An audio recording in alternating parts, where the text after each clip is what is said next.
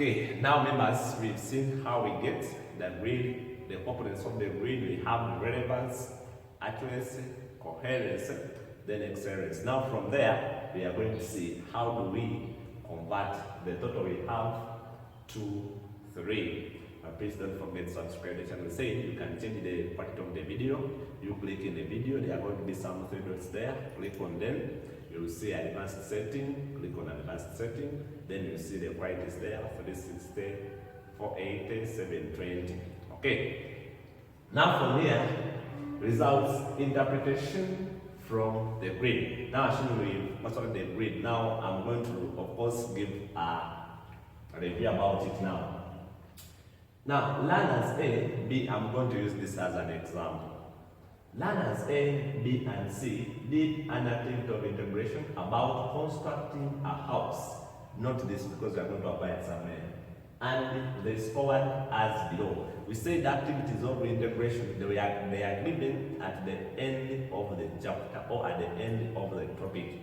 So, at every end of the topic, that's where you are supposed to give an activity of integration to sum up the whole topic so that someone can apply the subtopics in there. Now, if you have your subject, the whole year or the whole syllabus for senior 1 is having 8 topics, it means that the minimum you can give are 8 activities of integration. You can give more than that, but the minimum is 8. That means that for every topic, you have to give an activity of integration.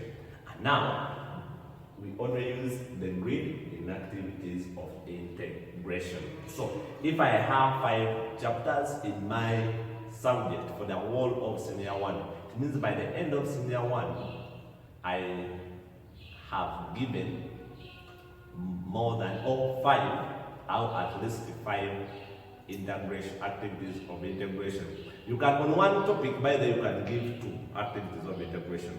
Because we say, when someone has not scored well, you have to give that kid again so that he can get some good score. So you give that kid an activity of integration again so that you can reassess him or her. So at one topic you can give 3 activities of integration. That is very okay. But as long as in all the chapters you have, at every chapter you give at least 1 activity of integration. Those questions, now it's you to formulate them. The reason, there are many ways you can reason about things. Okay, now assuming these are the scores after maybe I had a topic, my topic 3 was about maybe how do we construct things, maybe in math, because I'm a math teacher. So now, maybe I was doing construction. Now I'm testing about, can you apply the knowledge of construction in a society on how to construct a house?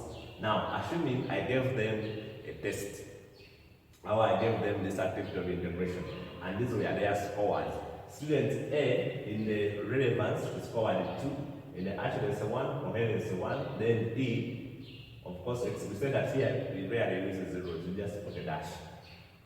Then you add the total. When I add, I get this. Then here, student B, when I add, it goes 3, 3, 2. Of course, someone can get 3, 3, 2, and then it scores an excellence mark. How? When you start, someone is very neat, someone is very organized, then that one can score a mark. Because here may have missed maybe 1 step at the end there. It doesn't mean that it's not it can be exception in terms of the neatness, organization, and then the forward, how someone was forwarding ideas or has been forwarding the work there. So he can score that 9, even if he doesn't have 3, 3 here. But of course, rare, but it can happen. I was just giving it as an example. Then you can have 3, 2, 1. Then when you add all this, you start with this one, never scored this, so you have 6. Now, to convert, now after getting all this, now we convert them to 3. Why do we convert them to 3? Because now in this new curriculum, we are going to use what we call identifiers. To write this student is forwarding between this and this. That's why you convert them to 3, as you are going to see. So how do you convert 3? You get the total, because we said the maximum someone can get from one activity of integration is 10. In this table, the total is 10. But now we convert that total to 3. So if someone, like, he got X as the total, over 10, then multiply by 3. Now these ones are going to be always to 1 decimal point. To 1 decimal point. All of them are going to be to 1 decimal point. That's why they are not surviving. We don't round off here. You give the way it is. Okay, learner A, you start this total is 4. So I get 4 over 10 times, I think now I'm saying over 10. Because from this, we expect someone gets 3, then 1. The maximum is 10 as a total. That's why I'm saying over 10. So this one out of the 10 is forward 4. Then times 3, I get 1.2. You leave it like that. Here we don't round off. You give to 1, you leave the answer to 1 decimal point. All of them are going to be to 1 decimal place. All of them. Then this one, student B, we got 9. So out of what? Out of 10 times 3 is having 2.7. Then student C has 6. Out of 10, then times 3 will be having 1.8. Now, these ones, we are going to see how do we, this one, how do we describe these points here. Now, there comes what we call the range, identifier, and then the comment. If a student is scoring after converting to 3, is having a score between 2.5 and 3, of course, then it was up from 2.5 to 3. There we give that student identifier 3. Identifier 3 means this was an outstanding student. He was a good student, as you see. It was very, of course, to be good. I think look at this one. 3, 2, then 1. That's a very, very outstanding student. Then, if the score you get after converting 3 is from 1.5 and 2.5, or is between that, then you give that student 2. So this student is just moderate. The comment we put there moderate. Here we don't have pull up. We are not pulling anything up now. We are not giving anything. So here, these are the comments. These are the standard comments. We have 3. Not pulling up. Next time better, you can do better. No, they are no longer existing here. We have 3 comments. Then if someone is scoring, the score has got is between 0.9 to 1.4, it will be scoring 1, and the comment there will be best. We are going to see how do you comment on it. Now, what does identifier 3, 2, 1 mean? So we come to what we call the descriptor. I think you know what identifier means. Based on this one, we identify. On this one, we identify that the student is in 2. Based on this one, we identify that the student is in 1. Now, what are those descriptors mean? Now, if someone is having 3, all learning outcomes are achieved. So that's what 3 means. If someone is having a descriptor, which means the meaning is he got or she got a mark or a score between this. It means that now most learning outcomes achieved enough for the overall achievement. That means that almost we got everything. Almost. Not that this one is now for him, he got everything. We are assuming that he got everything. Now this one is almost, but for enough or overall achievement. Now 1 means some learning outcomes achieved.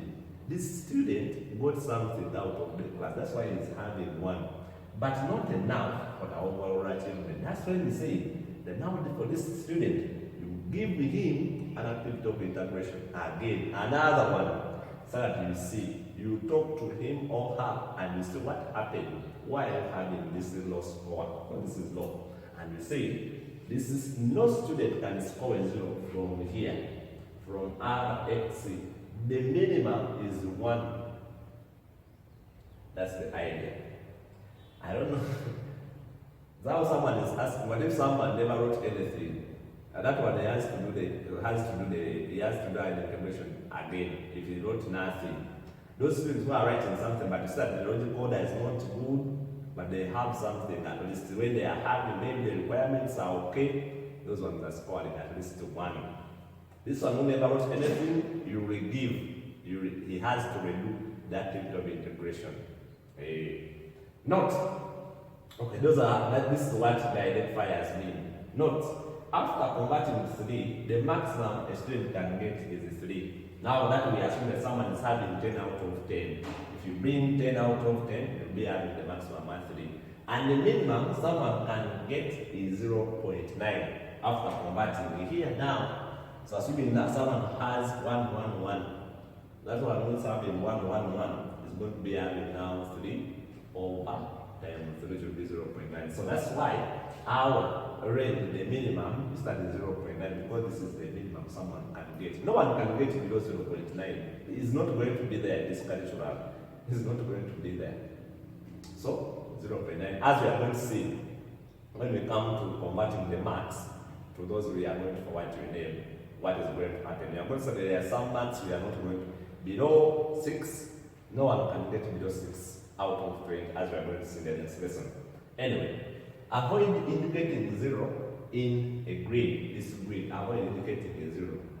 And this one means that this one got a 0 in the exception, but I'm putting just a dash to avoid that. If someone is scoring 1, you put 1, but if not scoring, in simple terms, if not scoring that one, you just put a dash.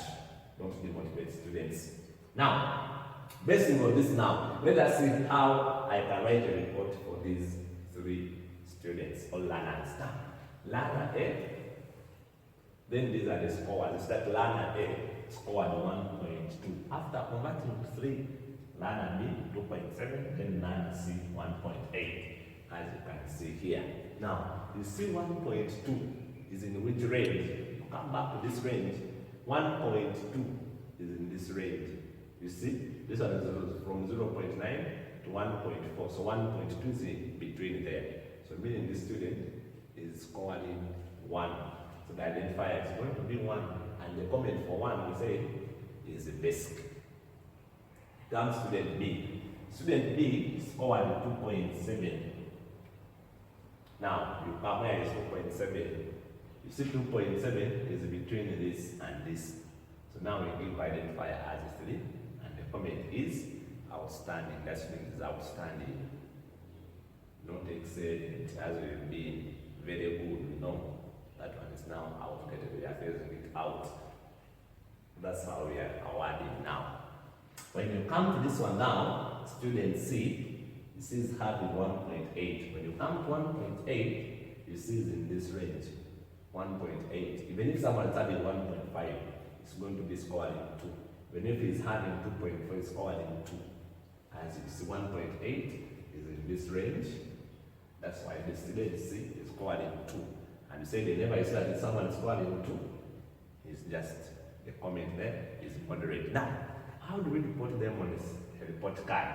So you will say, because here we are basing on the activities of integration we gave. Now, I gave about constructing a house. Now this is how I report. Learner A has, because learner A was identified in category 1, it means that it has basic. So learner A has basic skills about constructing a house in the society. Because we said any activity of integration should be something to do with the society. No, nothing other than that about society, whether with subject or what subject, should be about solving the society problem. That's why I'm including that. Now, learner B has, now learner B, you see, is having 3. So meaning is an outstanding. So learner B has outstanding skills about constructing a house in the society. Now that's how we report. But we don't put learner B. I'm assuming these people have, I'm assuming they are, okay, assuming I'm Kabuzi, I'm as a student who's Kabuzi in B here. He has it, so you comment, Kabuzi has outstanding skills about constructing a house in the society, okay? So that's how we will comment about me. So in this one will replace the student's name. Kabuzi, me, has outstanding, I have outstanding skills about constructing a house in the society.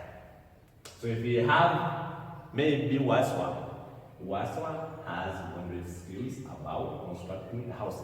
Here the comments are very simple and they are very easy to remember. There are 3. Moderate, basic, outstanding. As simple as that. Outstanding, 2.5 and above. Moderate, 1.5 to 2.4. As simple as that. So that's how we are going to be always commenting. So this one now is just one activity of integration I gave at work for one topic. Now there are going to be many depending on the topics I have. So if I have 6 topics, so meaning by the end of senior 1, it means that me, I have 6 at least activities of integration in their reports. Then we are going to see how do we now handle all the activities of integration in senior 1, and then we convert, because we send the marks at the end of every year. So we send at the end of senior 1, you send the 20%, at the end of senior 2, 20%, you send, end of senior 3, you send. Anyway, learn and see has moderate skills, that's what I've seen. This report is for an activity of integration about one chapter, i.e. topic, i.e. it was given at the end of the chapter. So now, if you give these ones, maybe you give another one now, you also do the same until when at least every chapter has at least one activity of integration. Now we are going to see, so that's how we handle this now.